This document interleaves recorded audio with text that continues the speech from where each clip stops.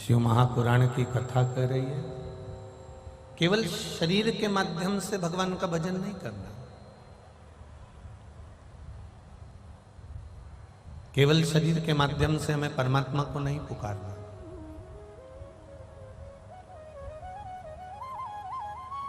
हमें परमात्मा का अगर भजन करना है तो भीतर से, अपनी चित्त वृत्ति से, अपने मन से, अपनी बुद्धि से और अपने इस हृदय से भगवान शिव की भक्ति को धारण करना।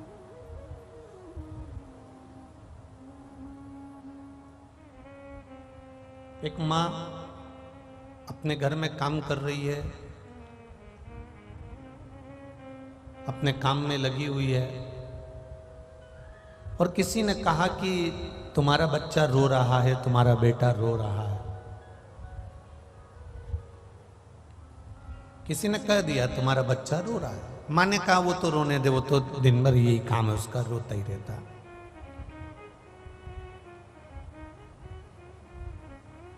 फिर किसी ने आके कहा कि तुम्हारा बच्चा रो रहा है, तुम्हारा बच्चा रो रहा है। मां ने फिर कहा वो तो रोता ही रहता है, उसके पास तो कोई काम नहीं है, अब उसको संभालूं कि मैं काम करूं। अब वो रो रहा है तो मैं गोदी में ज्यादा ले भी नहीं सकती, मुझे काम भी करना। एक बच्चा रो रहा है, मां से कहा गया कि तुम्हारा बेटा रो रहा है, तो भी मां उसको गोदी में इसलिए नहीं रह रही क्योंकि उसको काम करना है, बहुत सारे काम में लगे रहना। और एकदम जो बच्चा रो रहा था और एकदम जम के चीख के रो दे, एकदम जम के चीख के रोए, तो मां को कहना नहीं पड़ता, काम छोड़कर वो दौड़कर भागकर जाती है कि नहीं जाती? बोलो जाएगी कि नहीं जाएगी? जाएगी ना। बच्चा एकदम चीख कर रोया, गला पकड़ रहा है, बच्चा एकदम जब चीख कर रोएगा और एकदम चीख कर रोया तो मां दौड़ कर जाएगी, सारा काम छोड़कर, सब कुछ छोड़कर मां उस बच्चे के पास पहुंच जाएगी, सब कुछ छोड़कर।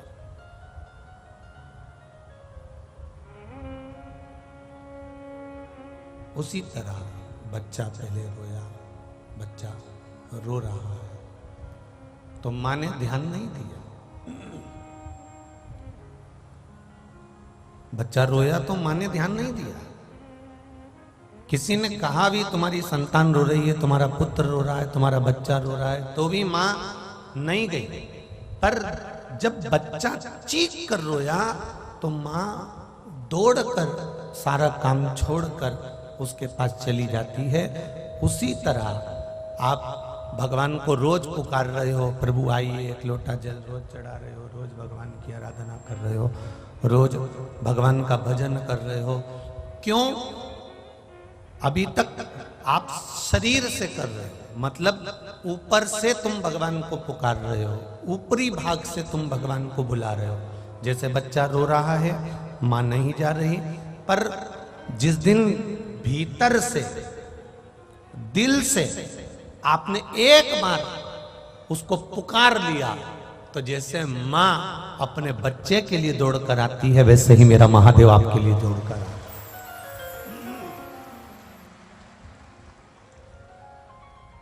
जैसे मां अपने बच्चे के लिए दौड़ कर आती है, वैसे मेरा महादेव भी आपके लिए दौड़ कर आए। बस दिल से पुकारना पड़ेगा, हृदय से। मैंने तेरे बाबा तेरे ही भरोसे हवा बिच उड़ती जावांगी, बाबा डोर छड़ीना में कटी जावांगी, भोले मैं तेरी पतंग, शंभू मैं तेरी पतंग, हवा बिच उड़ती जावांगी, बाबा डोर छड़ीना में कटी जावागी। एक बार अगर हमने उसको दिल से पुकारा है, एक बार हमने उसको दिल से कहा है, एक बार हमने उसको निवेदन किया है, तो उसने आकर हमको संभाला है। आप बस उसको दिल से पुकारो। भजन करना तो दिखावे से मत करना, कीर्तन करना तो दिखावे से मत करना। एक लोटा जल भी आप देवादिदेव महादेव को चढ़ाओ तो दिखावे से मत चढ़ाओ।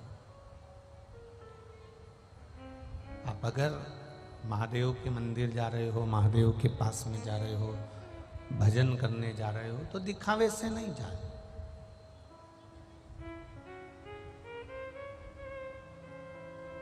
जल छल से मत चढ़ाओ। शिव जी को जल चढ़ाना तो छल विहीन चढ़ाइए, छल से हटकर।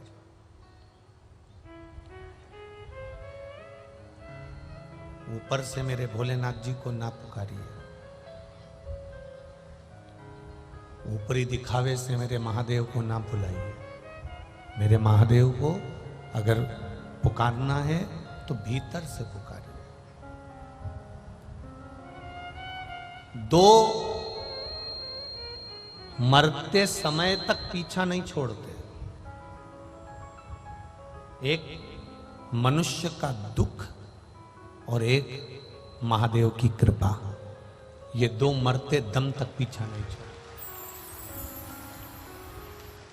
दुनिया का कोई व्यक्ति आपसे आकर कह दे कि मेरे पास आकर बैठ जाना, तुमको दुख नहीं आने दूंगा, तकलीफ नहीं आने दूंगा, कष्ट नहीं आने दूंगा, बीमारी नहीं आने दूंगा, रोग नहीं आने दूंगा, तुम्हें कष्ट नहीं आने दूंगा, तो आप विश्वास मत मानो।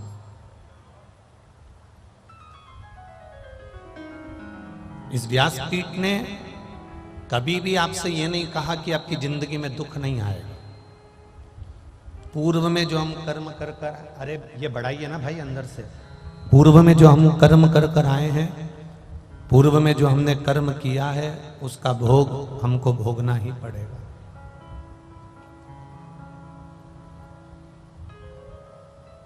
पूर्व में जो हमने कर्म किया, उस कर्म का भोग हमें भोगना है। इसलिए ये ना सोचे कि दुख नहीं आएगा, दुख आएगा,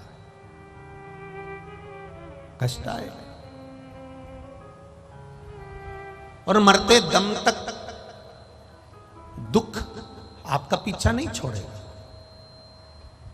पर शिव महापुराण की कथा कहती है कि दुख भी आएगा, और उस दुख में अगर आपने भगवान का भजन कर लिया है, उस दुख में आपने महादेव को एक लोटा जल समर्पित कर दिया है, तो चिंता मत करना।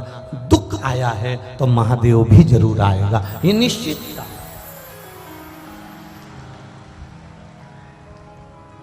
अगर दुख आ भी गया है, दुख सम्मुख में आ भी गया है, तो महादेव की कृपा भी होगी, ये निश्चित है। बस तुम्हारा विश्वास, तुम्हारा भरोसा, तुम्हारी दृढ़ता, ये मूल होना चाहिए।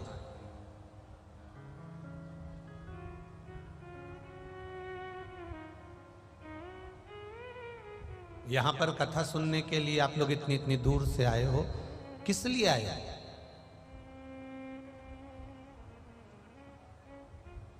कोई तुमसे पूछे कि यहां पर आने का कारण क्या है, क्यों तुम ये इस पावन धरा पर आकर क्यों कथा सुन रहे हो, कोई आपसे पूछे, केवल आस्था चैनल पर कथा आ रही है या टीवी पर कथा चल रही है तो उसमें आपका हाथ हिलाने के लिए आए हो? अरे बोलो बोलो, जम के बोलो, नहीं आए ना? ऐसा चैनल पर हाथ हिलाने के लिए हम लोग नहीं आए। हमारा आने का कारण क्या है? केवल उस महादेव की भक्ति को और उसके विश्वास को हमें हृदय से पक्का करना है और उस महादेव का एक बार दर्शन करना है, इसलिए हम यहां पर।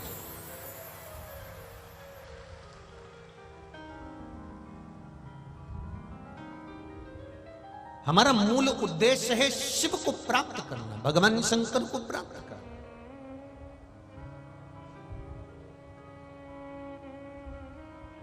भाई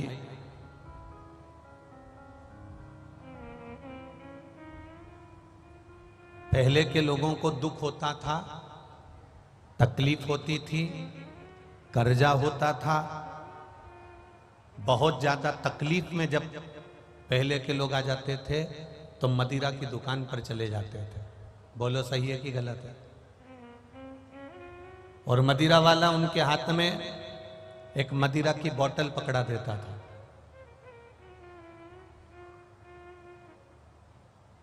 और कोई उनसे पूछता, तुमने ये व्यसन क्यों करा, तुमने ये मदिरा क्यों पी, तुमने ये नशा क्यों करा? तो कि बड़ा दुखी हूं, बड़ा गम में हूं, बड़ा दुखी हूं, बड़ा गम में हूं। पहले थोड़ा सा दुख आता था, कर्जा हो जाता था, थोड़ी तकलीफ आती थी तो लोग मदिरा की दुकान जाते थे और बोतल पकड़ लेते थे। आज के जमाने में थोड़ा सा दुख आता है, थोड़ा सा कर्जा हो जाता है, थोड़ी सी तकलीफ हो जाती है तो लोग शिव के मंदिर जाते हैं और लोटा पकड़ लेते हैं।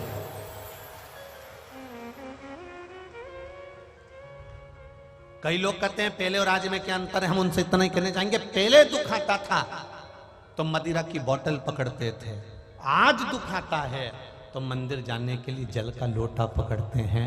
और उसमें डूबे तो परिवार और राख हो जाता है, और शिव भक्ति में डूबे तो परिवार निखल कर आगे बढ़ जाता है। ये शिव तत्व है, ये ओघड़ी का तत्व है, ये शंकर की कथा है, ये उसका विश्वास, ये उसकी दृढ़ता है।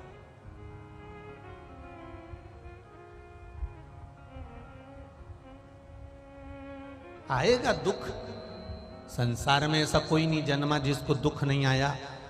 और तुम्हारे पास ऐसा कोई व्यक्ति हो जो तुमसे कह दे कि तुम्हारे पास में दुख नहीं आएगा, मैं बैठा हूं और दुख नहीं आने दूंगा, तो फालतू की बात है। किसी के चक्कर में मत पड़ना, स्पष्ट बात कह रहा है। सुन लो, ग्रेटर नोएडा के जितने भक्त लोग कथा सुनने आए हैं और जितने लोग आस्था चैनल पर कथा सुन रहे हैं और जितने फेसबुक यूट्यूब पर सुन रहे हो, अच्छे से सुन लेना। पुराने कर्म का भोग तुमको भोगना पड़ेगा, चाहे सियोर वाला महाराज हो, चाहे दुनिया का कोई महाराज हो, और चाहे आप हो, चाहे हम हो।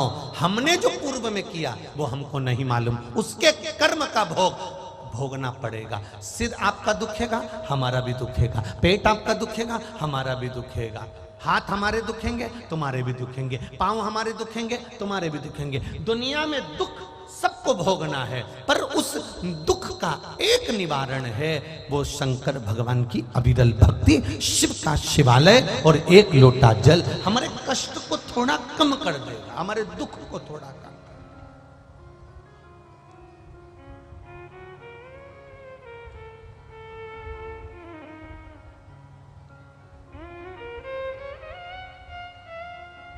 समस्या बहुत होगी पर निवारण केवल एक मेरा महादेव होगा, मेरा शिव, मेरा शंकर।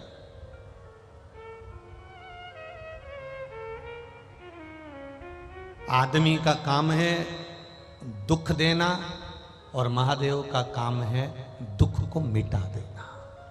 ये महादेव का काम। आप बहुत अच्छी जिंदगी जीने लगोगे, बहुत खुश की जिंदगी जीने लगोगे, बहुत सुख की जिंदगी जीने लगोगे तो लोगों को अच्छा नहीं लगेगा। वो धीरे धीरे आपको कष्ट देने का प्रयास करेगा, दुख देने का प्रयास करेगा। आप उस दुख की घड़ी में भी अगर महादेव का भजन कर रहे हो, आप उस दुख की घड़ी में भी भगवान का भजन कर रहे हो, तो तुम्हारी जिंदगी सबसे सुंदर सार्थक होने वाली है। एलईडी चलाइए भाई, एलईडी ऑन चलाइए।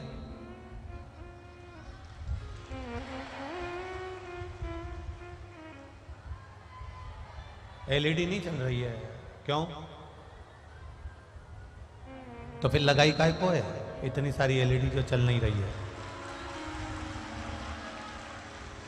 ना लगाते तो लोगों को मालूम ही नहीं पड़ता कि एलईडी लगी है, वो यहीं आनंद ले लेते। जब लगाई है तो उसके पिन जोड़िए। श्री शिवाय नमस्तुभ्यम।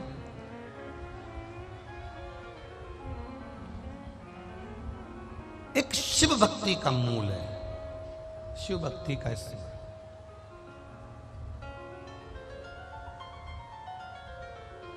शिव महापुराण की कथा कह रही है, भगवान शंकर का गुणगान कह रहा, शिव तत्व कह रहा।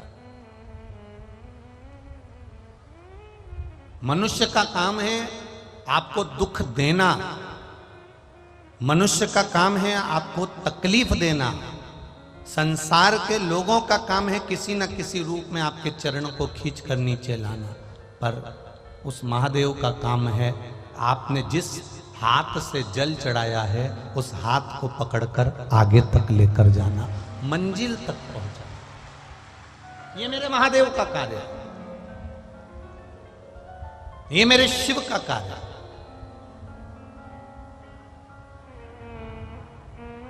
100 साल की उम्र यदि आपको चाहिए तो 100 साल का भजन भी तो होना चाहिए।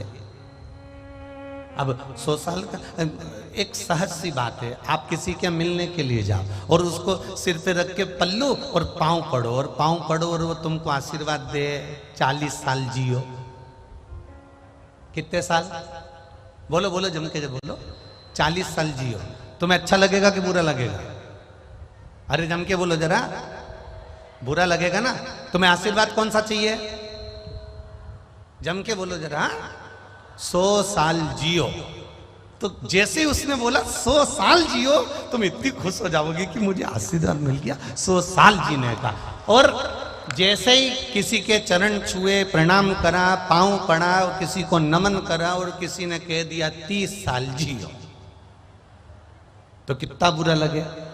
मतलब आशीर्वाद तुमको चाहिए पूरा पूरा कि मैं 100 साल जीऊं, तो फिर भजन भी तो चाहिए कि तू 100 साल भगवान का भजन करती रहे और ऐसी की ऐसी रहे, शिव की भक्ति में डूबी रहे। ऐसा स्मरण हमारे भीतर भी तो होना चाहिए।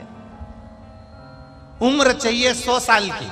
कोई अगर अगर कहीं का आशीर्वाद में इतना भी कह देना 1 साल कम करके, मात्र 1 साल कम करके, तुमने धोख लगाई, प्रणाम करा, नमन करा और किसी ने आशीर्वाद दे दिया 99 साल जियो, तो भी तुमको बुरा लगेगा। अब 1 साल ही कम करा है ना उसने, तो पर तुम्हें बुरा लगेगा, निश्चित है बुरा लगेगा।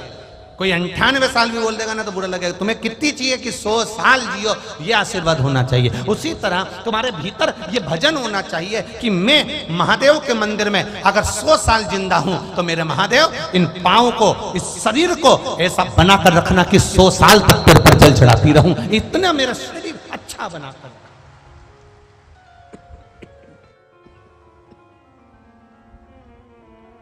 100 साल तक मैं आपके मंदिर आती रहूं। 100 साल की अगर मेरी उम्र है, 70 साल की अगर मेरी उम्र है, 80 साल की मेरी उम्र है, 90 साल की अगर मेरी उम्र है, 100 साल अगर मेरी उम्र है, तो तेरे मंदिर में आकर मैं तेरा भजन करती रहूं, तेरे मंदिर में आकर मैं जल चढ़ाती रहूं, तेरे मंदिर में आकर मैं तेरा गुणगान करती रहूं, तेरे मंदिर में आकर मैं हमेशा भगवत कीर्तन करती रहूं। ऐसा शरीर बनाकर रखना मेरे महादेव। इस शरीर को कहीं हॉस्पिटल में ले जाकर या पलंग पर इसको पटक मत देना, क्योंकि आज के जमाने में दुनिया के लोग तुम्हारी बीमारी में पैसा खर्च कर देंगे। आज के जमाने में दुनिया के लोग तुम्हें हॉस्पिटल में ले जाकर जमा कर देंगे। आज के जमाने में दुनिया के लोग तुम्हारे लिए सब कुछ कर देंगे, पर तुम्हारे कष्ट को तुम्हें अकेले को भोगना पड़ेगा। इसलिए पलंग पर मत पटकना, तेरी शरण में पटकना। इतनी कृपा बना।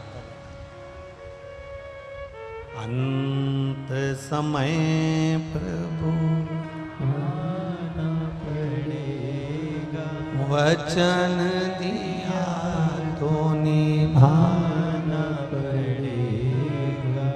आए ना आए प्रभु कुटुंब कबीला, अंत समय प्रभु आना पड़ेगा। ओ वचन दिया तो निभाना पड़ेगा, ओ अंत समय प्रभु आना पड़ेगा। आपकी कृपा से मुझे मिले ये शरीर आपने दिया है तो संभाल भी आपने। कोई दूसरा नहीं संभाल। कहा भगवान देवाधिदेव महादेव, माता उमा तप कर रही है।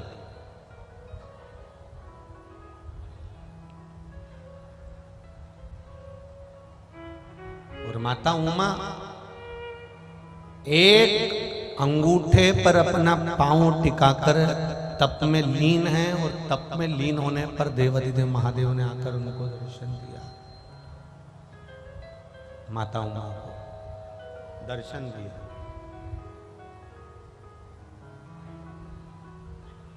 और दर्शन दिया, माता उमा ने मांगा क्या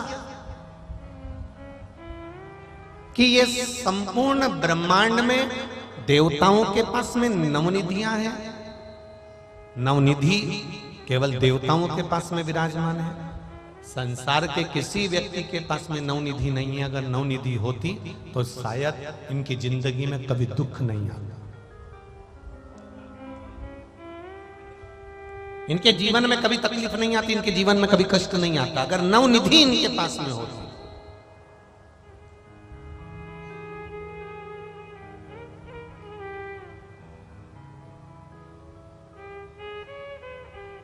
एक शमी का पुष्प होता है, करें दर्शन किसी ने? किस किस ने देखा है? देखा है आप लोगों ने? हल्का सा नीला कलर उसका होता है, करें दर्शन। शमी का पुष्प, एक शमी का पुष्प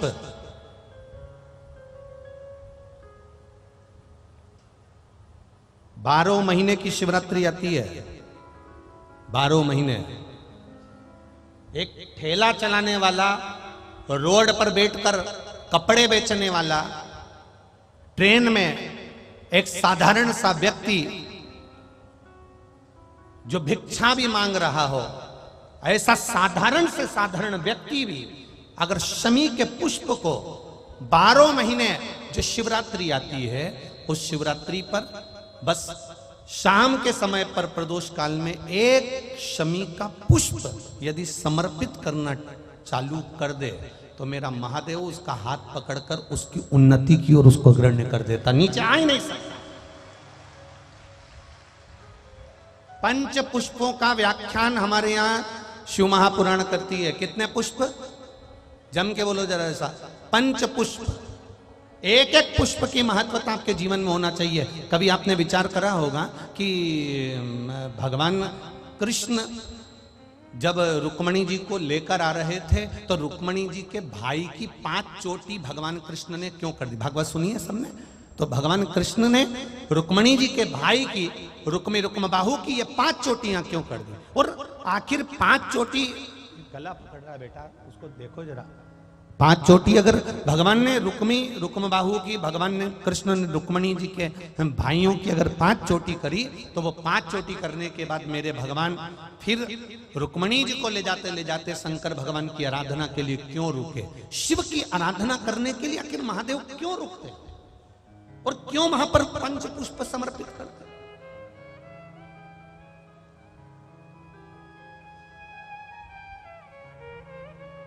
पांच पुष्प ऐसे हैं जो देवाधिदेव महादेव को किस समय, किस घड़ी में और किस पल में समर्पित किए जाते हैं, जिससे मानव के जीवन में देवाधिदेव महादेव का एक बार दर्शन हो जाए और उसकी करुणा प्राप्त हो जाए। पंच पुष्प। अभी तो जो कथा चल रही है वो नवनिधि चल रही है, नवनिधि।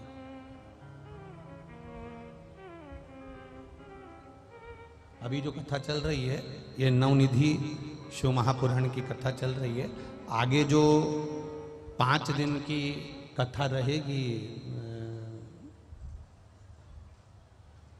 बदनावर मध्य प्रदेश में कोटेश्वर धाम में, 5 दिन की जो कथा रहेगी 24, 25, 26, 27 और 28 मार्च, ये 5 दिन की जो कथा रहेगी दोपहर में 2 बजे से 5 बजे तक आस्था चैनल पर भी आएगी, यूट्यूब फेसबुक पर भी आएगी और बदनावर के कोटेश्वर धाम में जो कथा चलेगी 5 दिन 2 बजे से 5 बजे तक, उसमें उस कथा का नाम रहेगा पंच पुष्प। शिव महापुराण की कथा, एक एक फूल कौन सा महादेव को कब चढ़ाया जाए जिससे जिंदगी में कोई बड़ा रोग, कैंसर जैसा, लीवर जैसा, किडनी जैसा बड़ा रोग कभी जिंदगी में सम्मुख में ना आए। ऐसा कौन सा पुष्प शिव को चढ़ाया जाए कि जिंदगी में, हमारे जीवन में जो दुख आया है वो कैसे कट जाए। उस पंच पुष्प को हम समझेंगे, वो 5 फूल हम समझेंगे।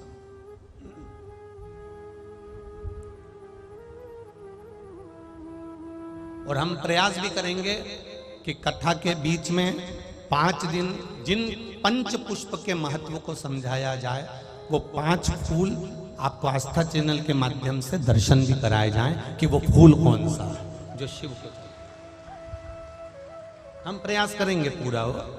अगर वहाँ कोटेश्वर में और उधर बदनावर साइड में अगर वो पुष्प मिल गए तो हम आपको आस्था चैनल के माध्यम से दर्शन भी करा कि वो कौन से पुष्प हैं पंच,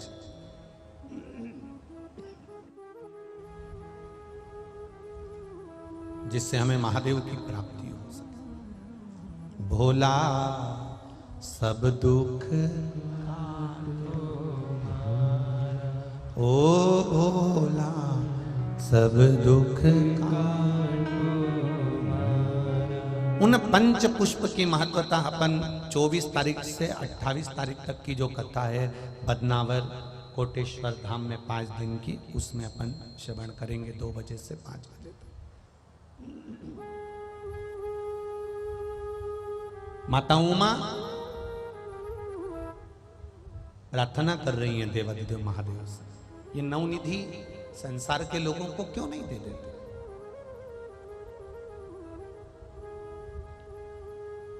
इनको देते क्यों नहीं?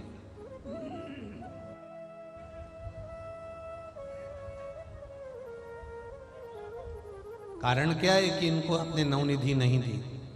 भगवान शिव ने कल कथा में वर्णन किया था कि विश्वास दृढ़ नहीं हो पाता, इसलिए इनको नवनिधि प्राप्त नहीं हो पाती।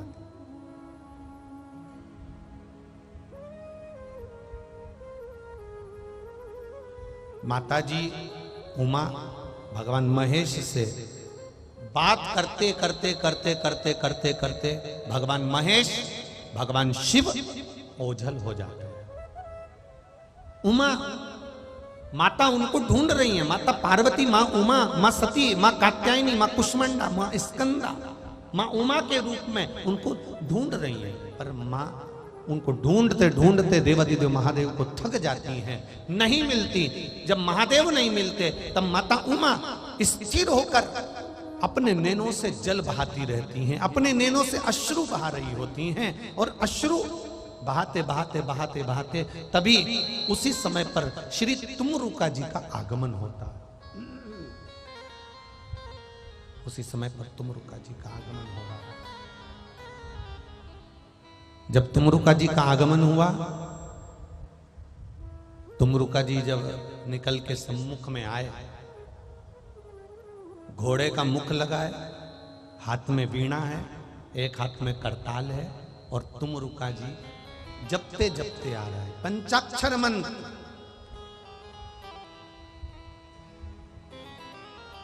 पंचाक्षर नमः शिवाय, ओम नमः शिवाय, नमः शिवाय, ओम नमः शिवाय। जपते जपते आ और पहुंचे माता उमा के पास।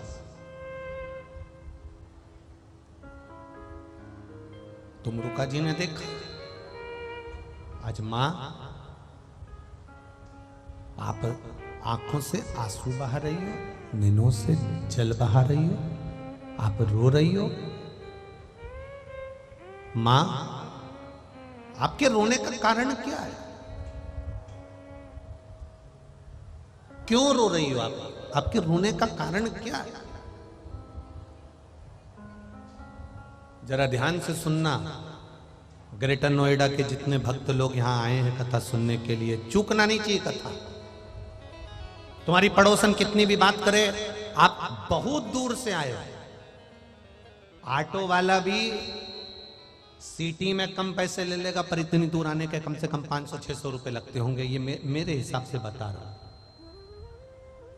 इतनी दूर से आए हो आप, समय बर्बाद मत करना, किसी के इधर उधर अपने कानों को मत जाने देना, बहुत ध्यान लगाकर सुनना। 7 दिन की शिव पुराण हाथ से नहीं निकलना चाहिए। नवनिधि शिव पुराण की कथा है, तो जितने लोग आस्था पर सुन रहे हैं, जितने फेसबुक पर सुन रहे हैं, यूट्यूब पर सुन रहे हैं, जितने यहाँ सुन रहे हैं, उनकी भी झोली में नवनिधि आना चाहिए। तो नवनिधि शिव पुराण चूके नहीं। ज्यादा धूप में बैठे हो, इधर गर्मी में बैठे हो, जगह नहीं मिल रही हो, तो गाड़ियों में जाकर बैठ जाओ। जहां जगह मिले उस जगह पर जाकर बैठो, छांव में बैठकर कथा कर तत्व सुनो, पर भटके ना।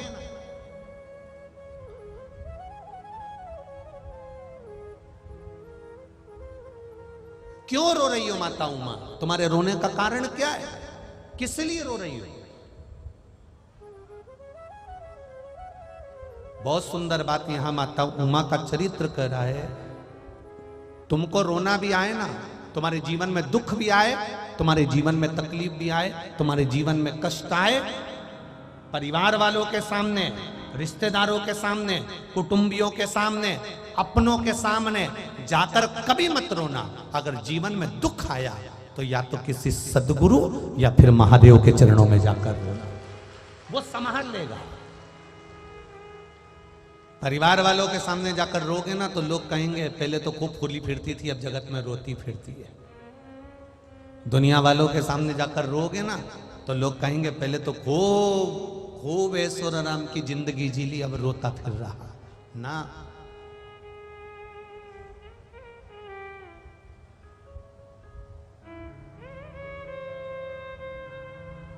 जो जिंदगी भर तुम्हारा पांव खींच खींच के तुमको नीचे लाते हैं, वही एक दिन अर्थी में बांध कर तुम्हें शमशान ले जाते हैं, कोई दूसरा नहीं ले जाने।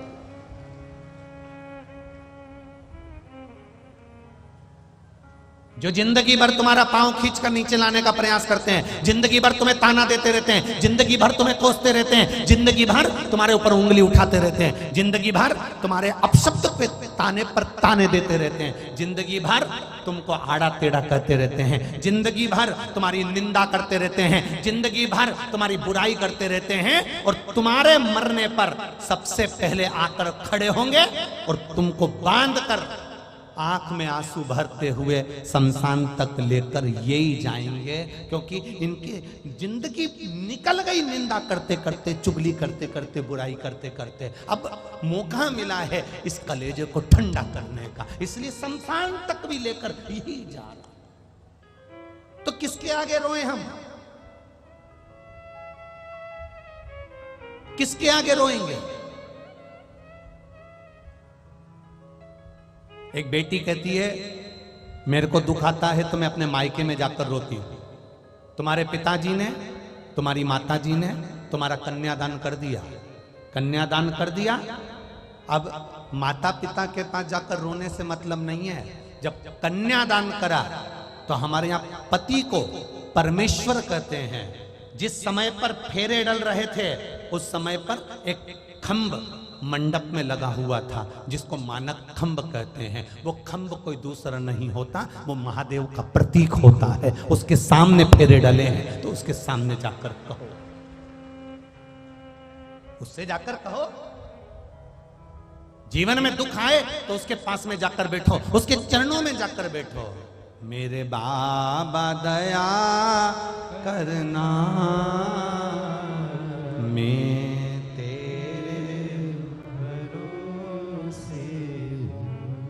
मेरे शंभु दया करना, मैं तेरे भरोसे ना घर के भरोसे हूँ, ना परिवार के भरोसे हूँ, ना ना घर के भरोसे ना परिवार के भरोसे, मेरे बाबा दया करना, मैं तेरे भरोसे हूँ। मेरे शंभु दया करना, मैं तेरे भरोसे हूँ। कभी गए हो मंदिर के अंदर, ये गुनगुनाया तुमने? कभी शिव मंदिर में कभी जाकर जब तुम्हारे हृदय को थोड़ी सी चोट लगी हो, कहीं ठेस पहुंच गई हो, एक पत्र आया है, पत्र ज्यादा है, हम पढ़ नहीं पाए हैं, वो एक आध पत्र बता दो।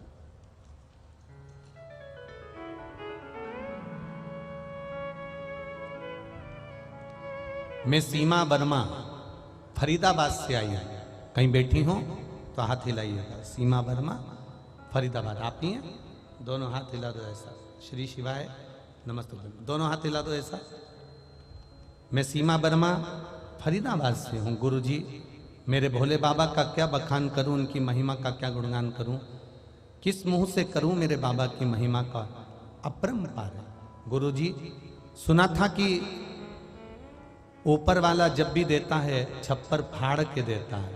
गुरुजी, मेरा बेटा हिमांशु वर्मा स्टेनोग्राफर का कोर्स कर रहा था, 2 साल से पेपर दिए, बहुत मेहनत करी, सिलेक्शन नहीं हुआ।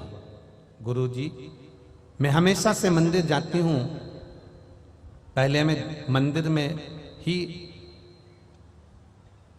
जल भरकर मंदिर का ही पानी शिव जी को चढ़ाती थी, पर 2 साल से आपकी कथा सुन रही हूँ आस्था चैनल पर।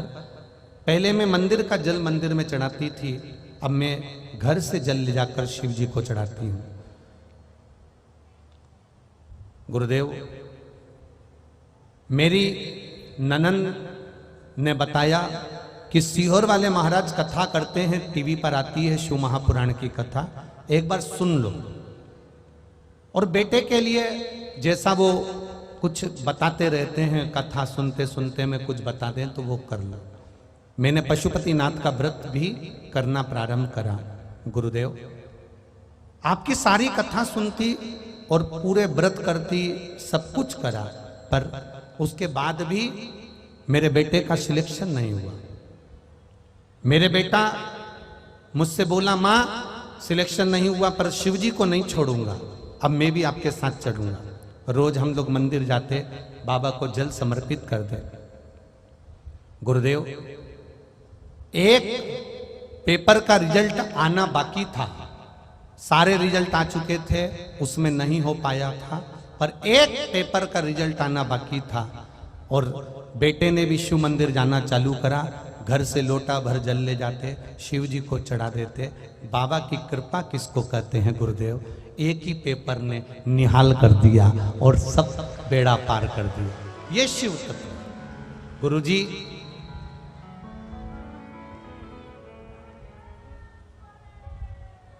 बेटे को निहाल तो करा, साथ में इतना नाम चला दिया, इतना नाम चला दिया कि अखबार तकों में भी मेरे बेटे का नाम चलता रहा। ये शिव तत्व है। भजन की एक लाइन लिखी है, भर दिया भंडार का शिवाने ने, कर दिया माला माने। एक भजन की लाइन आपने लिखी, बहुत बहुत साधुवाद है। बैठिए। हर हर महादेव। शिव तत्व इसी को कहते हैं, ओघड़ी का तत्व इसी को कहते हैं। अब करो भजन उसका, अब करो स्मरण उसका, पीछा मत छोड़ना।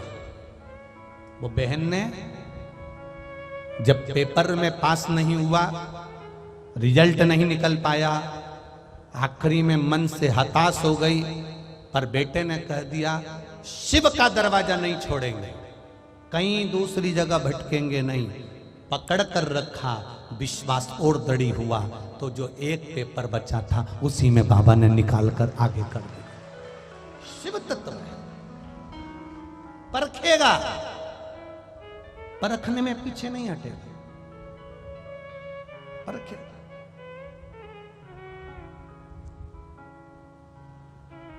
परखने दो उसको। सोना जितना तपाया जाएगा उसमें उतनी निखार आती चली जाएगी, उतनी निखार, परखने दो उसको।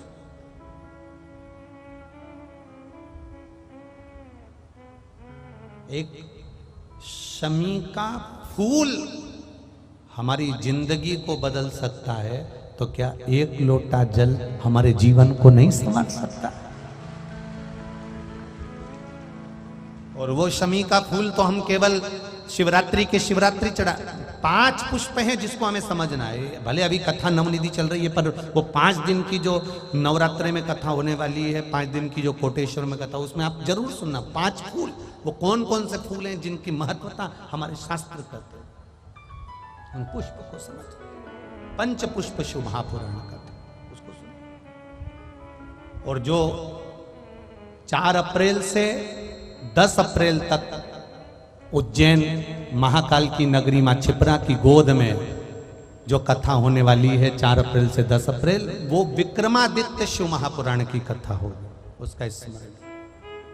बाबा महाकाल राजा की नगरी, बाबा का दर्शन, मां छिपरा की गोद, हर सिद्धि का दर्शन, काल भैरव का दर्शन, 84 महादेव का दर्शन आनंद से करो और शिव तत्व को धारण करो, शिव भक्ति करो। देखिए,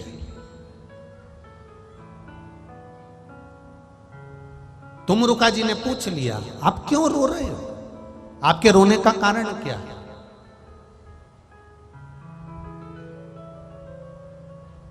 आप किसी दूसरे के पास में जाकर रोगे ना,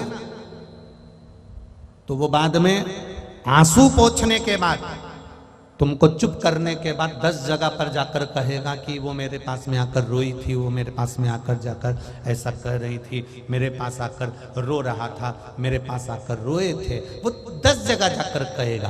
पर किसी संत सदगुरु, और कोई संत सदगुरु भी ना मिले, तो मेरा देव अधिदेव महादेव जिसके पास में जाकर बैठकर अपने दिल की बात हृदय से कही। कभी किसी शिव मंदिर में जब तुम्हारा दिल ना लगे, तब शंकर के मंदिर में जाकर बैठकर, मेरे बाबा दया करना, मैं तेरे भरोसे। किसी शिव मंदिर में बैठकर एक बार गुनगुनाना, दिल से, हृदय से, दिखावे से नहीं। किसी को देखकर नहीं गुनगुनाना, हमें हमारे बाबा को कहना, हमारे शिव को कहना, हमारे शंभू को कहना, हमारे त्रिकालदर्शी कैलाशी अविनाशी को कहना है, उसको कहना।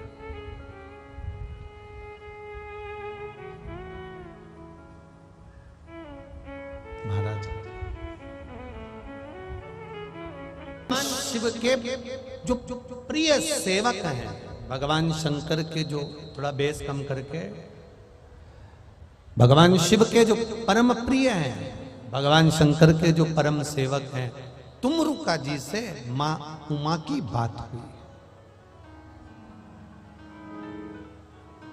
तुमरुका जी से मां उमा की बात हुई, अपने दिल से मां उमा तुमरुका जी से कह रही है।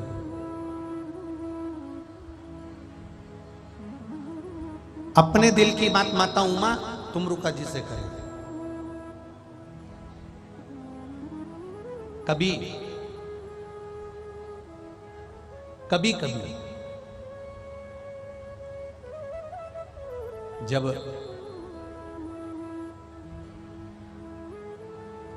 हृदय में कोई उलझन रहे, तब एक लोटा जल जब आप देव अधिदेव महादेव को चढ़ाने के लिए जाएं, लगे बहुत सी उलझने हैं, बहुत उलझन, जल चढ़ाते समय तुमरुका जी के नाम का स्मरण करना, क्या नाम बोलोगे? बोलो बोलो, जम के बोलो। तुमरुका जी के नाम का स्मरण करना, और तुमरुका जी के नाम का स्मरण कर कर धीरे धीरे देवादिदेव महादेव को जल समर्पित करना। बिल्कुल आराम आराम से, बिल्कुल धीरे धीरे, बिल्कुल धीरे धीरे जल देवादिदेव महादेव को समर्पित करना।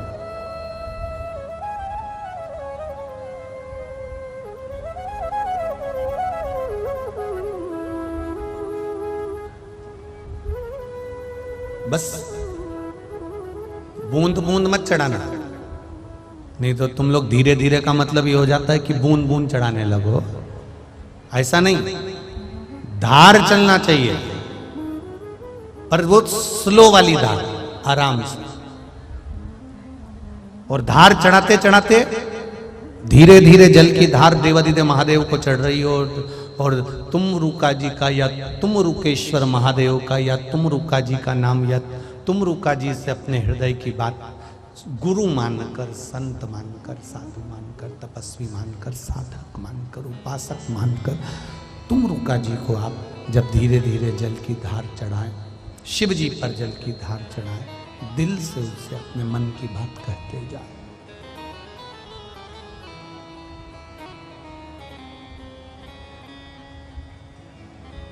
जल चढ़ाया हुआ, आप आते हो तो थोड़ा सा जल लेकर आते हो घर, बोलो जम के बोलो जरा, लाते हो ना?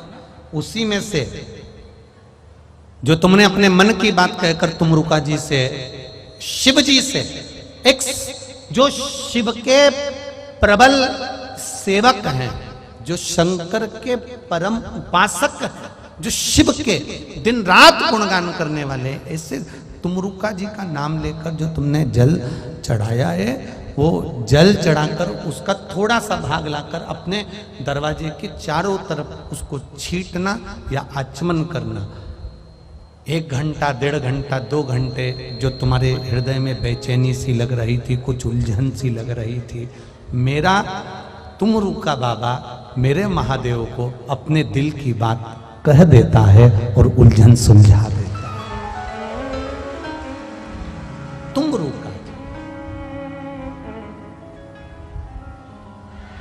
शंभु शरणे पड़ी, मांगू घड़ी रे घड़ी, दुख काटो दया करी दर्शन आपो, दया करी दर्शन आपो। अपने दिल की बात आप बाबा से कहें, अपने चित्त की बात बाबा से कहें, अपने हृदय की बात बाबा से कहें। और जल की धार चढ़ाते चढ़ाते क्या नाम लेना है आपको? सब जम के बोलिए एक बार, तुमरुका या तुमरुकेश्वर महादेव। आप दिल से कहें, दिल से। एक बात, इस ग्रेटर नोएडा की धरा पर उमा पब्लिक स्कूल के इस पावन प्रांगण में, जहां सिसोदिया जी बड़े आनंद के साथ इस कथा का लाभ दिलवा रहे हैं, आपसे कहना चाहूंगा, कमाओ, खूब कमाओ, दिल से कमाई करो, दिल से पैसा कमाओ, दिल से आप खूब कमाओ। पर कमाने में इतने मत डूब जाना कि शरीर में कोई बीमारी उत्पन्न कर लो और मालूम पड़े जो तुमने कमाया है वो सब बीमारी में भरते चले जाओ। ऐसा मत कमाओ, कमाओ, खूब कमाओ, पर कमाई के साथ में थोड़ा थोड़ा भजन, कमाई के साथ में थोड़ा थोड़ा स्मरण, कमाई के साथ में थोड़ा थोड़ा मंत्र जाप, कमाई के साथ में थोड़ा थोड़ा नाम जाप जरूरी है, जरूरी। और आप जब देवादिदेव महादेव से जुड़ जाओगे, आप शंकर भगवान से जुड़ जाओगे, आप भगवान शिव की भक्ति में लग जाओगे, तो आप स्वयं कमाओगे भी और भगवान का गुणगान गाओगे। एक पत्र आया है, पत्र में उन्होंने पूरी डॉक्टर की फाइल लगाई है। आप उस पूरी जो 2017 से जो सोरेसिस की बीमारी हुई है, और सोरेसिस में भी वो सोरेसिस की बीमारी जिसके अंदर शरीर के अंग में पानी भरा जाता है, पीप भरा जाता है, पस भरा जाता है और वो पस फूट कर निकलता है, ऐसी बीमारी। उसके पूरे मेडिकल के कागज आप एलईडियां लगी हैं उसमें देख सकते हो, और जो आस्था चैनल के माध्यम से देख रहे हो पूरी फाइल आप डॉक्टरों की देख सकते हो, पूरी फाइल। अब पत्र देखिए, उस पत्र में फोटो भी देख लीजिए। जो जिस तरह का सोरेसिस होता था, हाथ में, पाँव में, शरीर में उंगलियां पानी से, पस से भरा जाती थी, फूट जाती थी, वो सोरेसिस बड़ा विचित्र था। अब चित्र देखने के बाद में पत्र का स्मरण करेंगे। मेरा नाम संजू है, मेरी उम्र 35 वर्ष है। मैं मध्य प्रदेश भिंड गांव पांडरी की रहने वाली हूँ। कहीं बैठी हो तो हाथ हिलाइएगा, कहीं पर बैठी हो तो हाथ हिलाइएगा, जहाँ कहीं भी बैठी हो दोनों हाथ ऐसे हिला देना, दोनों हाथ हिला दो एक बार, जहाँ कहीं भी बैठी हो। मेरा नाम संजू है, मेरी उम्र 35 वर्ष है। मैं मध्य प्रदेश भिंड गांव पांडरी की रहने वाली हूँ और मैं अभी दिल्ली उत्तम नगर में रहती हूँ। मेरा फोन नंबर ये है। गुरुजी, मेरे बाबा की महिमा का क्या बखान करूं गुरुजी। मेरे पति इंडियन आर्मी में कार्यरत हैं, उनकी पोस्टिंग असम तेजपुर में आई है। हम वहां गए, वहीं से मुझे एक बीमारी हुई जिसका नाम पस्चुलर सोराइसिस है। गुरुजी, 2017 में अगस्त से ये बीमारी मुझे हुई है, जिससे मेरे पैर के अंगूठे में पस पड़ने लगा, हाथ की उंगलियों में पस पड़ने लगा, नाखून भी सारे के सारे सड़ने लगे, नाखून निकलने लगे, पस बहने लगा। डॉक्टरों ने ऑपरेशन करके नाखूनों को निकाल दिया। डॉक्टर रोज मेरे पैर में, मेरे हाथ में पट्टी पर पट्टी बांधने लगे, पर पस बंद नहीं होता था। पूरा हिस्सा सड़े जैसा हो गया था। पट्टी करते 2 दिन में फिर पट्टी बदलना पड़ती। 5 साल हो गए पर आराम नहीं लगा गुरुजी। तब आर्मी हॉस्पिटल में दिखाया, दिल्ली में दिखाया, अंबा में दिखाया, जयपुर में दिखाया, आगरा, भिंड, ऐसी कोई हॉस्पिटल नहीं था जहां पर नहीं दिखाया। सब जगह पर एक ही बात कही गई कि ये बीमारी कभी ठीक नहीं होती है, ये बीमारी मरते दम तक रहती है। लाखों करोड़ों खर्च कर दिए पर ठीक नहीं होती। गुरुजी, मेरे पति और मेरे बच्चे के बारे में सोचती हूं तो दुख होता था कि इनका क्या होगा। इतनी बड़ी बीमारी मेरे शरीर में हो गई, पूरा परिवार मेरे कारण दुखी है। नींद भी नहीं आती थी, इतना दर्द, इतनी तकलीफ होती थी। मेरे परिवार, मेरे बच्चे और मेरे पति सबने मेरा बहुत साथ दिया, पर मेरी बीमारी बहुत ज्यादा थी गुरुजी।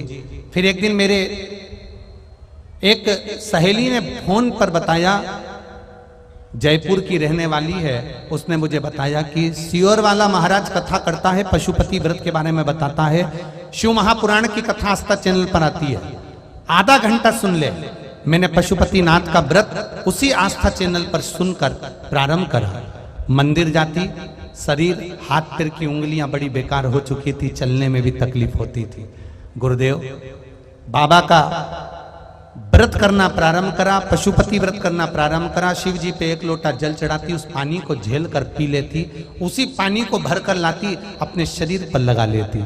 गुरुदेव, जिस रोग को 5 साल हो गए ठीक नहीं हुआ, फिर आपने एक कथा में बता दिया, 5 लौंग, 7 काली मिर्ची, 5 बबूल का पत्ता और गुलाब के वृक्ष के कांटे वाला जो प्रयोग आपने बताया था वो मैंने करा, और करने के ठीक तीसरे दिन मेरी बीमारी धीरे धीरे ठीक होना प्रारंभ हो गई। अब मैं पूरी तरह से ठीक हो गई हूं, जिसका फोटो मैं पीछे लगा रही हूं।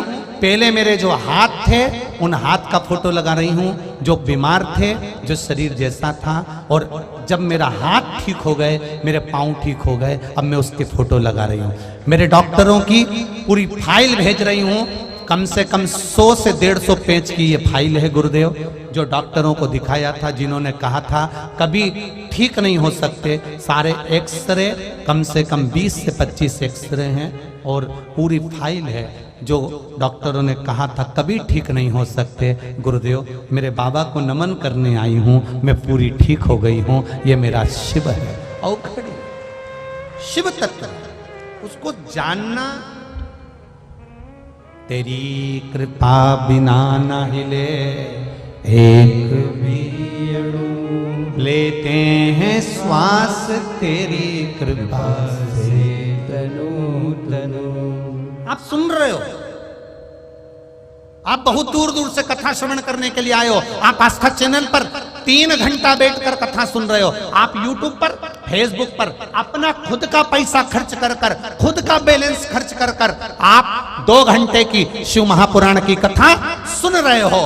इतना याद रखना, ये कथा कभी खाली नहीं जाएगी, ये झोली भर कर ही जाएगी, ये खाली नहीं जा सकती।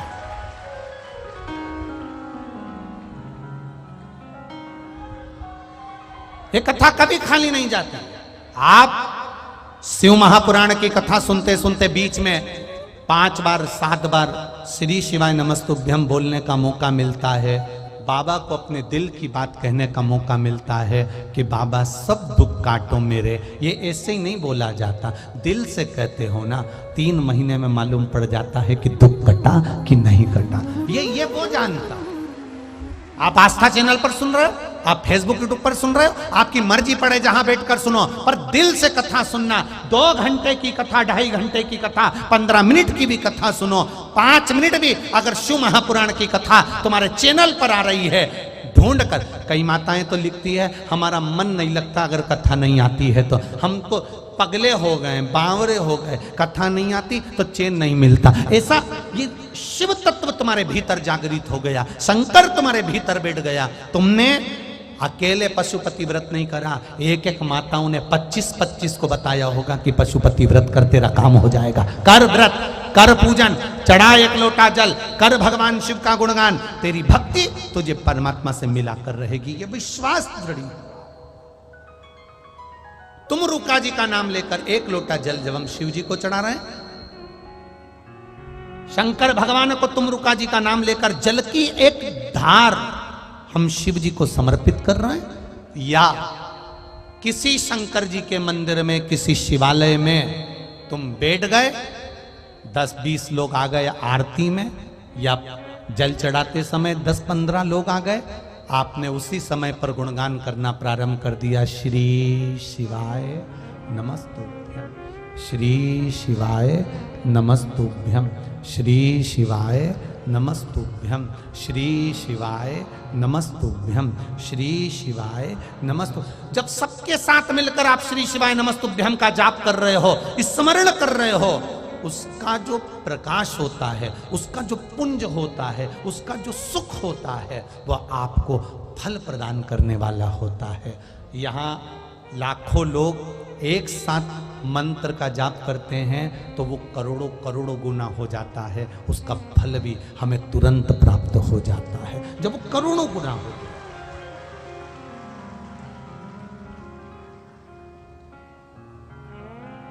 कितनी हम ये उमा पब्लिक के जो जिन्होंने इसका निर्माण करा, जिसने इसको स्थापित करा, श्री ब्रह्म कुमार सिंह जी भाटी जी को, वो भले इस मृत्यु लोक में नहीं देवलोक में है, पर उनको धन्यवाद। और बाबा की कृपा कितनी होगी कि उनकी भूमि पर ये कथा कहाँ हो रही थी, सिसोदिया जी 62 नंबर में, और वहाँ से चलती चलती चलती चलती चलती चलती ये कथा यहाँ पहुँची, तो कोई उनका पुण्य होगा जिसके कारण पुण्य होगा।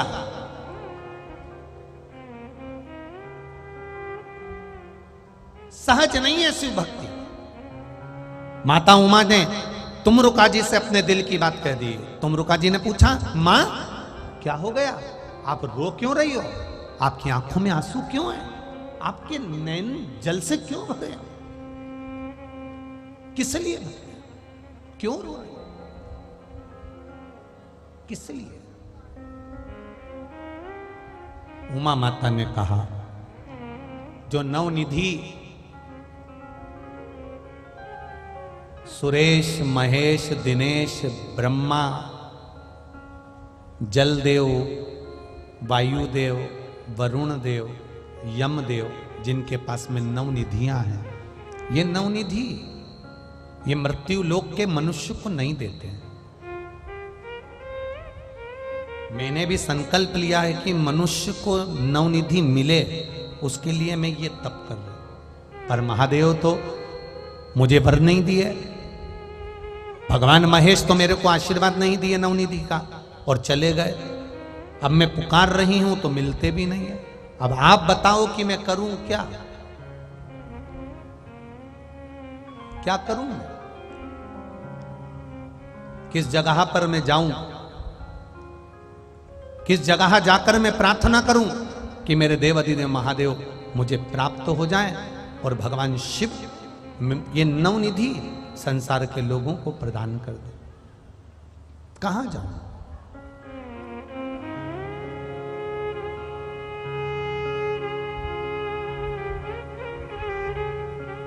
तुमरुका जी ने स्थान बताया, काशी से दक्षिण में गंगा बहकर निकल रही है। आप वहीं पर कुछ देर बैठकर शिव का गुणगान करोगे तो भगवान शंकर आकर वर जरूर देंगे, आएंगे। करो वहां पर गुणगान। माता उमा देव अधिदेव महादेव का नाम लेकर तुमरुका जी से निवेदन कर कर, तुमरुका जी के शब्द सुनकर कोई ज्ञान देने वाला मिले, शिव भक्ति को प्रदान करने वाला मिले, शंकर भगवान खुद आकर आपको मार्ग नहीं बताते। शिव किसी को जन्म दे देते हैं पृथ्वी पर, जो आपको मार्ग बता देगा, उस पर चल लिए तो निकल भागे। वो आएगा, बताएगा। मेरा महादेव नहीं आएगा, पर मेरे महादेव किसी ना किसी को भेज देगा और तुम्हारा मार्ग बता देगा।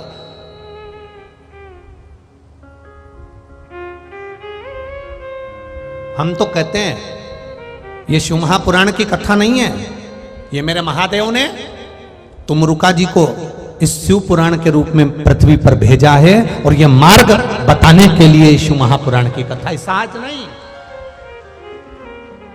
उसको समझने वाला चाहिए, एक एक शब्द को जिसने समझ लिया, एक एक शब्द को, एक एक शब्द।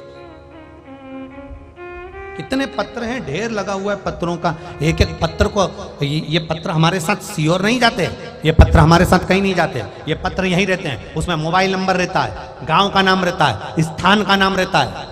किसी को संशय हो तो इन पत्रों में से मोबाइल नंबर निकाल कर, एड्रेस निकाल कर उनके घर जाकर भी पता कर सकते हो कि तुमने क्या करा था, तुमने शंकर का गुणगान क्या करा था।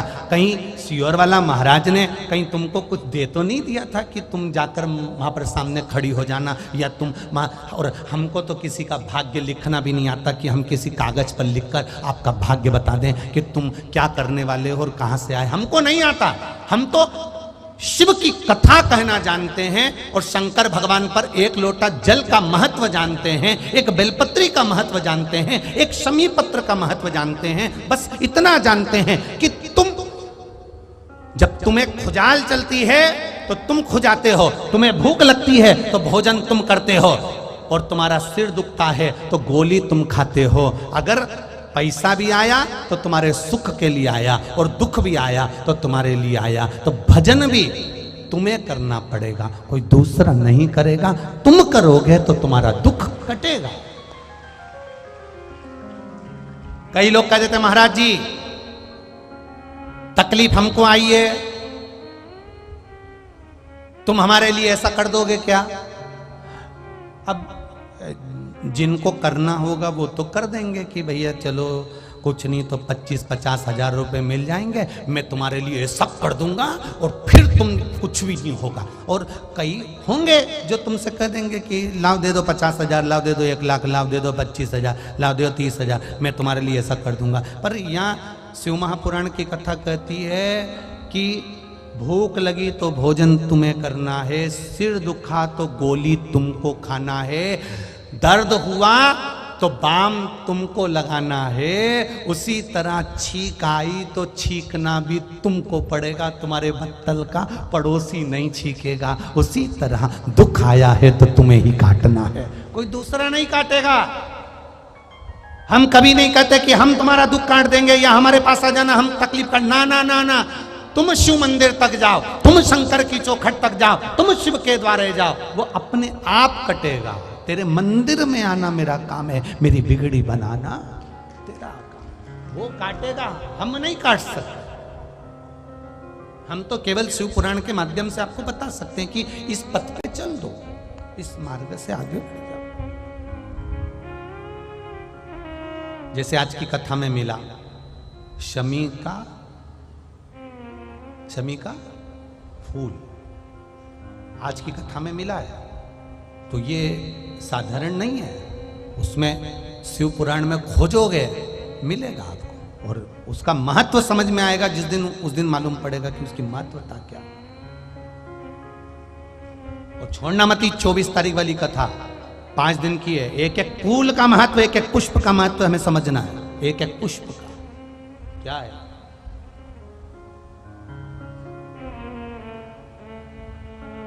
शिव तत्व को जानने का मौका मिला है। शिव तत्व पहुंच गए और मां तुरंत उसी समय पर पहुंची। उसी समय पर आज माता उमा काशी से कुछ दूरी पर एक स्थान पर बैठकर शिवलिंग का निर्माण कर जब आराधना में डूबी तो गंगा मैया वहां पर आकर खड़ी हो गई। गंगा जी ने जो माता उमा को देखा तो पूछ लिया, मां उमा आप यहां?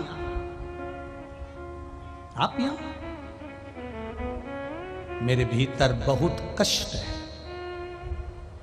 मेरे भीतर बहुत कष्ट है। उस कष्ट को मिटाने के लिए मैं महादेव को पुकार रही हूं, पर मेरे महादेव नहीं आए। गंगा, तूने कौन सा तप ऐसा करा था कि तू शंकर जी की जटा में जाकर बैठ गई? चंद्र ने कौन सा तप करा था कि शिव जी के मस्तक पर जाकर बैठ गए? मुझे भी बता दे गंगा। गंगा वहीं से उत्तर की ओर जब वहां पहुंची है तो अपने मार्ग को बदल लेती है, और वहीं पर जिस स्थान पर मां उमा ने शिव जी को गंगा का जल चढ़ाकर आराधना करना प्रारंभ करी, वहीं देवाधिदेव महादेव प्रकट हो गए और शिव जी का नाम शूलटंकेश्वर महादेव पड़ गया। बोल शूलटंकेश्वर महादेव की।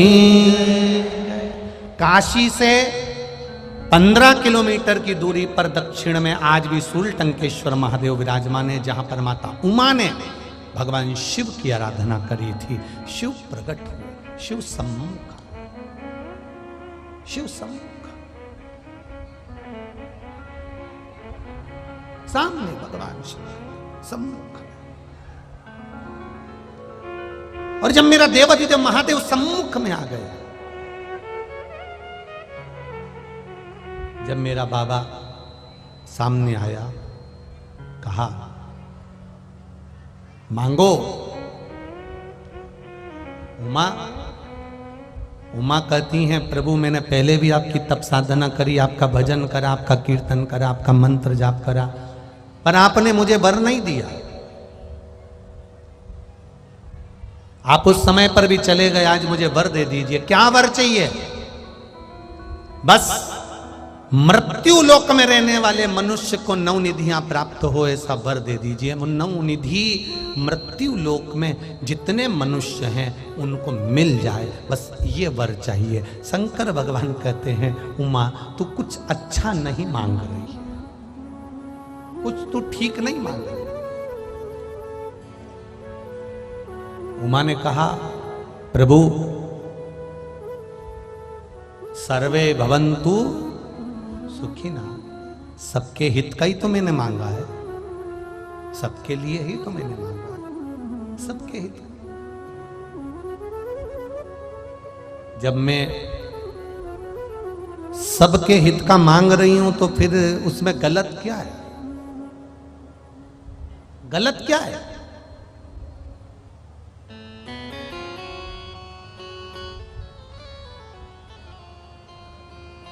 जो नारी सबको भोजन परोसने से पहले रसोई घर में अपने लिए सब्जी अलग से बचा कर रख लेती है, उस घर में कभी बरकत नहीं टिक पाती है, ये याद रखना। जो नारी जलेबी बनाने से, जलेबी से मतलब भोजन अगर रसोई घर में तुम बना रही हो, भोजन का निर्माण कर रही हो, 4 लोग भोजन करने बैठे हैं, आप या तो उनको थोड़ा थोड़ा परोस दो, ज्यादा नहीं, कम कम परोस दो, पर पहले से अपने लिए निकाल कर मत रखो। हाँ, अपने बच्चों के लिए निकाल कर रखोगी, पति के लिए निकाल कर रखोगी, ससुर के लिए, सास के लिए, ननंद के लिए, दूसरे के लिए निकाल के रखोगी, चल जाएगा। पर जहां मेरा स्वार्थ आ गया, वहां तुमने अपने लिए अगर निकाल के रखा तो वहां फिर सफलता नहीं मिलती, वहां व्यक्ति गर्त में जाता है। अब आज का जमाना बड़ा विचित्र है। पिज्जा बुलवाया और वो कौन सी होती है, मीन चाउमीन है, और वो कोई कह रहा था गुरुजी,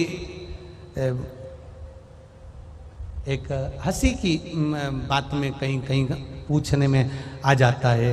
एक वो हमारे साथ में वो सावन पंडित जी रहते हैं ना, तो सावन पंडित जी एकदम दुबरे पतरे। तो एक बार हमने सावन महाराज जी से बात करते करते हमने पूछ लिया, क्यों रे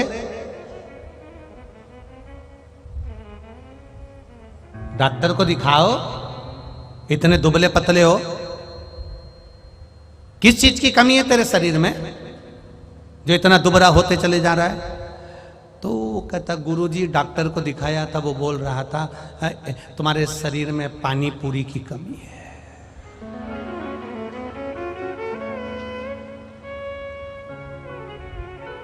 तो जब हंसी की बात आ जाती है तो हम कह देते हैं बात ही बात में कि देखो, अपने लिए नहीं, अपने बच्चों के लिए अगर संभाल के रखा है कोई बात नहीं, अपने पति के लिए या किसी, हम तो पतियों से भी कहेंगे, पत्नी के लिए तुमने रखा कोई बात, अपने लिए भोजन बनाते समय, भोजन का निर्माण करते समय, संजोते समय अपने लिए नहीं रखा। एक बहुत बड़ी बात कहना चाहेंगे, कई बार हमारे भी रिश्तेदार हमसे मिलने के लिए आते हैं तो हमसे कहते हैं भैया, ए भैया तुम्हारे चाचा जी बड़े बीमार हैं, उनके लिए कोई ऐसा उपाय बता दो ना। तुम सबको बताते हो, हमारे चाचा जी के लिए नहीं बता सकते? हम उनसे एक ही बात कहते हैं, शिव पुराण कहती है खुद के लिए बचा कर रखा होता तो कब के नरक में गिर गए होते। जो है शिव पुराण का वो सबके लिए है।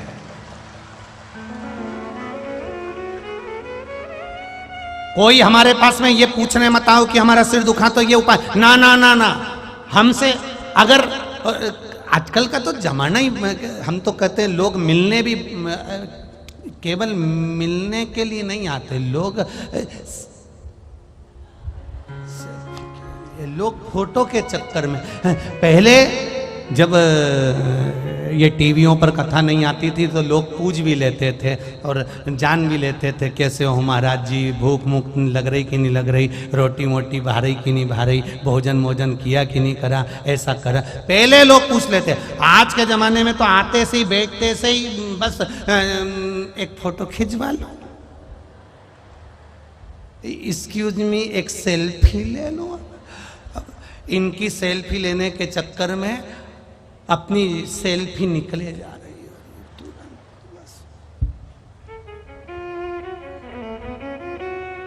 अब ईमानदारी से बोलो, अभी गोवर्धन जी गए थे, गिरिराज जी की परिक्रमा में बेड़ई मिलती है, बोलते जाओ बोलते जाओ, कचौड़ी मिलती है, बोलते जाओ, पेड़ा मिलता है, एक से बढ़कर एक, कितनी ब्रज में दुकानें मिलती है, चाट की ने, इसकी ने, उसकी ने, उसकी, सब खाते रहे और अपन बस देखते हुए निकल जा, क्योंकि तुम चाट की दुकान पे रुके।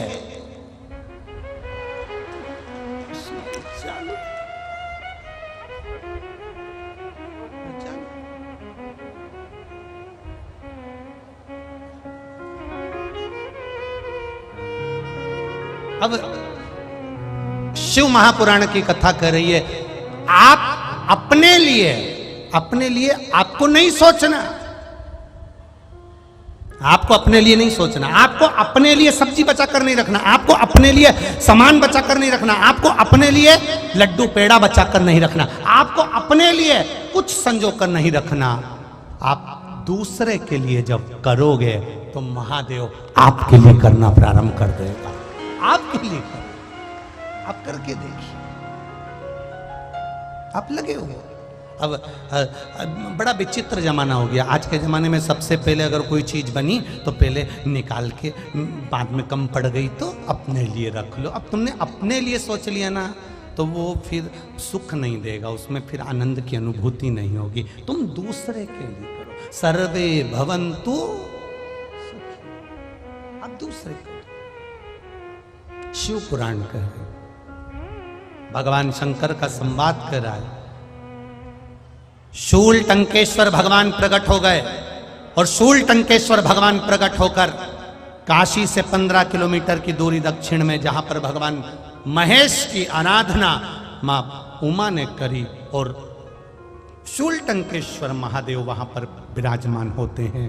कहते हैं, उमा मांग तुझे क्या चाहिए। उमा कहती है, ये संसार के लोगों को नवनिधियां दे दीजिए। शिव जी कहते हैं, उमा तुम गलत मांग रही हो, मैं कैसे दे दूं नवनिधि, कैसे दे दूं मैं इनको नवनिधि, आप गलत मांग रही हो उमा। उमा जब तक विश्वास नहीं जागेगा तब तक नवनिधि इनके भीतर आ नहीं सकती। तो आप नवनिधि क्यों नहीं दे देते? शंकर भगवान ने कहा, सुनो उमा, जिस समय पर अष्ट सिद्धि नवनिधि प्रकट हुई थी, उन नवनिधियों ने, अष्ट सिद्धियों ने देवताओं से प्रार्थना करी थी कि आप हमको ऐसी जगह मत भेज देना जहां जाकर हम दुखी हो जाएं। गाय, बेटी और लक्ष्मी, क्या 3 चीजों के नाम आप भी बोलो? गाय, बेटी और लक्ष्मी। ये 3 हर किसी को नहीं दी जाती। दादाजी मर गए, गौदान करना है, पंडित जी को बुलाया, गाय दान में दे दी। पंडित जी गाय ले गए, जब तक दूध दी बांध कर रखी, गाय ने दूध देना बंद कर दिया। पंडित जी क्या खुद रहने की जगह नहीं, खुद तो छोटे से मकान में रह रहे, गाय कहां से बांधे? पंडित जी ने गाय को ले जाकर दूसरे को बेच दिया, दूसरे ने तीसरे को बेचा, तीसरे ने चौथे को बेचा, चौथे ने पांचवे को बेचा। बेचते बेचते बेचते बेचते बेचते बेचते वो गाय कसाई के हाथ में आ गई। कसाई ने उसको जब काटा, जो बद्दुआ लगी, श्राप लगा, पंडित को नहीं लगा, जिसने संकल्प छोड़ा था उसको लगा है। जिसने संकल्प छोड़ा, इसलिए संकल्प के समय पर बोला जाता नाम बोलो, गोत्र बोलो, किस गोत्र के हो, किस नाम के, किस भूमि पर, किस जगह पर, किस स्थान पर बैठकर, किस नदी के तट पर बैठकर तुमने गौदान करा, कन्यादान करा। उस जगह पर पूछा जाता है, कन्यादान के टाइम पर, गौदान के टाइम पर बार बार पूछा जाता है कि तुम्हारा नाम बोलो, गोत्र बोलो, पूछा जाएगा। तो ये गाय दान करने से पहले 50 बार विचार करना कि हम जिसको गाय दे रहे हैं, हम जिसको गौ माता दे रहे हैं, उसके यहाँ बांधने की जगह है कि नहीं है, खिलाने की व्यवस्था है कि नहीं है। नहीं तो इससे तो अच्छा है कि किसी गौशाला में जाकर एक ट्राली चारा डलवा देना, वो ज्यादा अच्छा है। कम से कम उस गौशाला में सेवा तो हो जाएगी।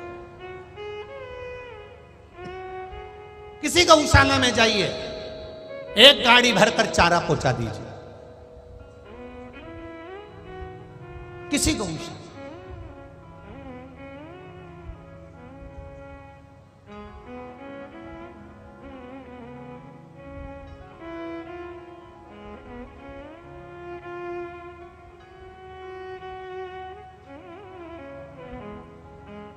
आपको लग रहा है कि ये गौशाला में चारा नहीं है, चारा। आपको लग रहा है गौशाला में पानी की टंकी नहीं है, टंकी।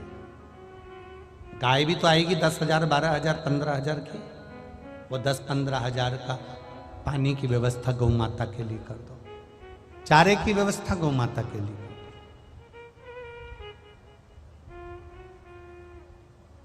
गाय ली, दादाजी के नाम से दी, कसाई की आंख कट गई तो दुख होगा। बेटी, कन्यादान करने से पहले 50 बार विचार करना कि इस बेटी को तुम किसको दे रहे हो। पेट्रोल पंप देख लिया, बंगला देख लिया, गाड़ी देख ली, दौलत देख ली और बेटी को ब्याह दिया। मालूम पड़े छोरा दिन रात नशे में डूबा रहे तो ऐसी जगह बेटी देने से कोई मतलब नहीं है, कोई मतलब नहीं। ऐसी जगह बेटी देने से कोई मतलब नहीं है। लड़का नशे में डूबा हुआ है, लड़का कहीं ना कहीं मित्र दोस्त में रात रात भर जाता फिर रहा है, और तुम्हारी बेटी को एक मीठा शब्द, वो पेट्रोल पंप, वो गाड़ी, वो बंगला किस काम का तुम्हारा, वो किस काम? गाय दान करने से पहले 50 बार विचार करो, और कन्या दान करने से पहले 50 बार विचार करो। जिस लड़के के साथ लड़की को ब्याह रहे हो, वो तुम्हारी लड़की को सम्मान करेगा कि नहीं करेगा, मान सम्मान देगा कि नहीं देगा। लड़की को दौलत नहीं चाहिए, लड़के की मीठी वाणी चाहिए। जिसके साथ वो शादी कर कर जा रही है, अगर वो पति प्रेम की वाणी बोल ले, मीठी वाणी बोल ले, थोड़ा सा आदर कर ले, सम्मान कर ले, जरा जरा सी बात में चिल्ला के ना दौड़े। 4 लोगों में पत्नी ने कुछ कहा और वो चिल्ला के दौड़े, तो ऐसा पति पत्नी को नहीं चाहिए। वो कहती है जो सम्मान की वाणी बोले, आदर की वाणी बोले, ऐसा होना चाहिए। ऐसा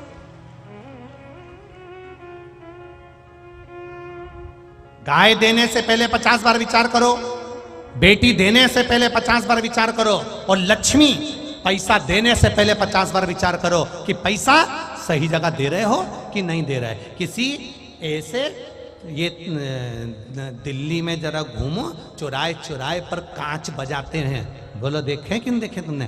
कांच बजाते गाड़ी का, भैया देना, बजा बजा कर वो दरवाजे पर खड़े होके तुमसे 2 रुपया, 10 रुपया, 50 रुपया लेकर चले जाते हैं। वो बच्चे छोटे छोटे दरवाजा बजा बजा कर 50 रुपए ले जाते, 10 रुपए ले जाते। भिक्षुक, ऐसे भिखारी के कटोरे में पैसा मत देना जो भिखारी तुम्हारे पैसे को ले जाकर रात्रि को वेश्यावृत्ति में लगा दे, जुए में लगा दे या मदिरा में लगा दे। ऐसे को पैसा ना देना।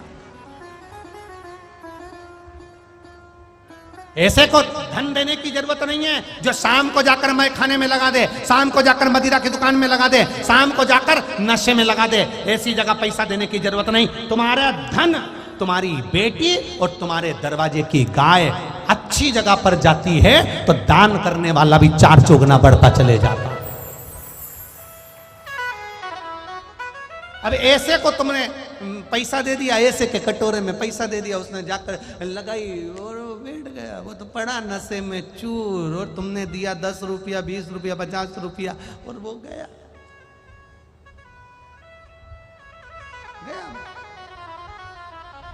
ट्रेन के अंदर छोटे छोटे बच्चे आते हैं, अपना कपड़ा उतारते हैं, झाड़ू लगाने लगते हैं, तुम्हें दया आ जाती है, तुम उसने अपना शर्ट उतारा, पोछा लगाया ट्रेन में, तुमने 10-20 रुपए दे दिए, 5 रुपए, 1 रुपया तुमने उसको दे दिया।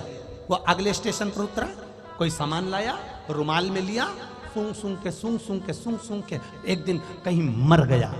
उसके मरने में, उसके नशे में मरने में 1 रुपया तुम्हारा भी लगा है, इसलिए तुम्हें भी मरते समय तड़प तड़प के मरना पड़ता है। देने से पहले विचार करो कि रुपया कहां जा रहा है। बेटी को देने से पहले विचार करो कि किस जगह पर बेटी को दे रहे हो। गौ माता को देने से पहले विचार करो कि गाय किसको दे रहे हो। गाय, बेटी और लक्ष्मी 50 बार विचार करना, तब किसी को देना। ऐसे हर जगह पर, आड़ी टेढ़ी जगह पर लक्ष्मी को कटोरे में ऐसी जगह मत देना कि वो मदिरा में लगा दे, जुए में लगा दे, मांसाहार में लगा दे, वेश्यावृत्ति में लगा दे। ऐसी जगह ना दीजिए। जाकर देखो सही जगह है कि नहीं है। हम तो आपको भी कहते हैं, अगर कुबेरेश्वर धाम के लिए आपने कुछ दिया है, सीहोर गौशाला के लिए कुछ दिया है, वृद्धाश्रम के लिए कुछ दिया है, सीहोर के मंदिर निर्माण के लिए कुछ दिया है, तो पहले आपने दिया है तो एक बार मौका मिले तो कुबेरेश्वर धाम आकर देखो कि वो तुम्हारा दिया गया 1 रुपया सही जगह लग रहा है कि नहीं लग रहा। सही जगह वो लग रहा है कि नहीं लग रहा, वहां आकर देखो एक बार कि तुमने जो 1 रुपया लगाया, 10-10 हजार, 5-5 हजार, 20-20 हजार लोग रोज प्रतिदिन के भोजन करते हैं, तो भोजन में लग रहा कि नहीं लग रहा। गौ माता चारा खा रही कि नहीं खा रही, पानी पी रही कि नहीं पी रही, तुम्हारा पैसा दिया तो मंदिर निर्माण में लग रहा कि नहीं लग रहा। आकर तो देखो एक बार। देने से पहले विचार करिए कि किस जगह दे रहे हो। नहीं तो आज के जमाने में लोगों ने केवल धर्म को धंधा बनाने का प्रयास करा है और बर्बाद करने का प्रयास करा है। वहां बचना है हमको, उससे बचना है हमको। गाय, बेटी और लक्ष्मी 50 जगह पहले विचार करना, 50 बार कि दूं कि ना दूं, दूं कि ना दूं। सही हो तो दो, नहीं हो बिल्कुल मत, बिल्कुल मत।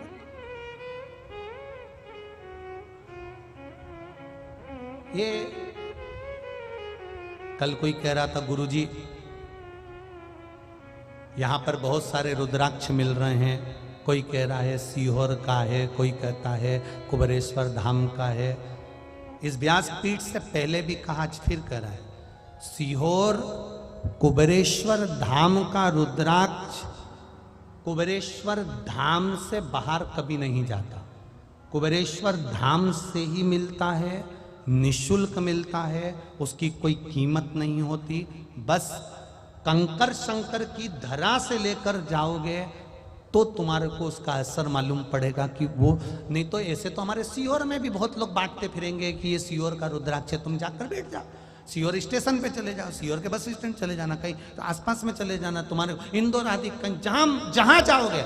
आजकल तो जगह जगह जहां कथा होती है, और कथाकारों ने भी विचार करा कि कथा हो रही है तो अपन यहां पर भी रुद्राक्ष बांट दो, दुनिया में मिलेगा, दुनिया में बिकेगा, दुनिया में बटेगा। पर जो बाबा के धाम का रुद्राक्ष है, हम उसकी 100% गारंटी ले सकते हैं कि वो तुम्हारे पर सीधा काम कर सकता है, सीधा। बाकी की हमारा विश्वास, मेरा रुद्राक्ष मेरे बाबा के चरणों का जो अश्रु का आनंद है वो साधारण नहीं हो सकता। ये पत्थरों के ये ढेर, ये देखो लोगों ने